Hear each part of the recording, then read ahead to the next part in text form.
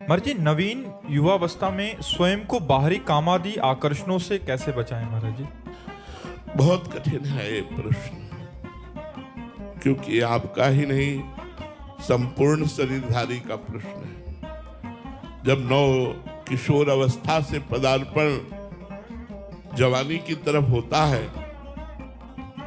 तो काम की एक तूफान भरी आंधी आती है और सबको अंधा बना देती है। काम ऐसा अंधा कर देता है, जो नहीं करना चाहिए वो करवा लेता है। अगर कोई बच सकता है इस आंधी से, इस तूफान से, तो भगवान की शरण में होकर भगवान का सुमिरन करने से।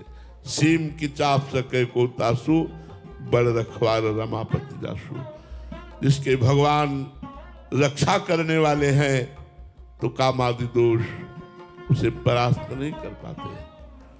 इसलिए अधिक समय यदि हम नाम जप में दें, सत्संग में दें, भगवान के भक्तों के चरित्रों को पढ़ें। हमारी बात ध्यान से सुनना, भक्तों के चरित्र पढ़ने से बहुत पावर मिलता है, बहुत सामर्थ्य मिलती है। भक्तमाल जी खरीद लीजिए और भक्तों के चरित्र पढ़िए। हरि को निज यस ते अधिक, भक्तन यस पर प्यार। ताते यह माला रची, कर ध्रुव कंठ सिंगार। अजहु सोच विचार के, गए भक्तन पद ओट। हरि कृपाल सब पाछली, क्षमिए तेरी खोट। और कुसंग का त्याग। आजकल सबसे बड़ा कुसंग है मोबाइल। मोबाइल में गंदी बातें देखना, गंदे सीरियल देखना। तो हमारा मन जो देखता है उसी का चिंतन करता है, जो सुनता है उसी का चिंतन करता है। जो चिंतन करता है वही हमारी संकल्प वृत्ति बन जाती है। जो संकल्प वृत्ति बन जाती है वही हमसे क्रिया बन जाती है। इसलिए आजकल नई पीढ़ी को अधिकतर मोबाइल के द्वारा बड़ी हानि हो रही है। पहले था कि कोई प्रगट में कुसंग हो गया तो वृत्ति गंदी हो गई, नहीं तो बहुत कुछ बातें पता ही नहीं रहती थी। 13-14 वर्ष की अवस्था तक तो एकदम निर्मल स्वरूप रहता था। अब तो छोटे बच्चे से, 10-12 वर्ष के बच्चे से पूछ लो, सब ज्ञान है, क्योंकि मोबाइल हाथ में है।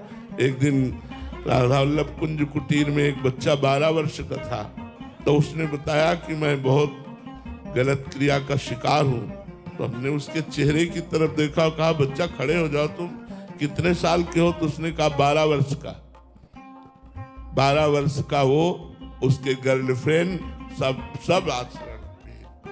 हम कहा इस अवस्था में आपकी ये हालत, ये छोटे छोटे बच्चों में ये जो मलिन दोष बढ़ रहे हैं। यौवन अवस्था वैसे ही कामुक होती है, पर जो ये मलिनता बढ़ रही उसका कारण कुसंग है। मोबाइल का कुसंग, सीरियल आदि का कुसंग, व्यक्तियों का कुसंग, दोस्तों का कुसंग, ये हमें भ्रष्ट करता चला जा रहा है, नीचे गिराता चला जा रहा है। यदि हम कुसंग का त्याग करके सत्संग का सेवन करें और भगवान का चिंतन करें तो काम से बच सकते हैं। जहां राम तहां काम नहीं, और जहां काम नहीं राम। जहां काम की वृत्ति रहती है वहां भगवान का चिंतन नहीं रहता, और जहां भगवान का चिंतन रहता है वहां गंदी वृत्ति नहीं रहती। अगर गंदी वृत्ति भगवान के चिंतन करने वाले में है तो वो कहीं ना कहीं भगवान के चिंतन से त्रुटि कर रहा है, चूक कर रहा है। अगर निरंतर भजन हो तो गंदी वृत्ति रह ही नहीं सकती।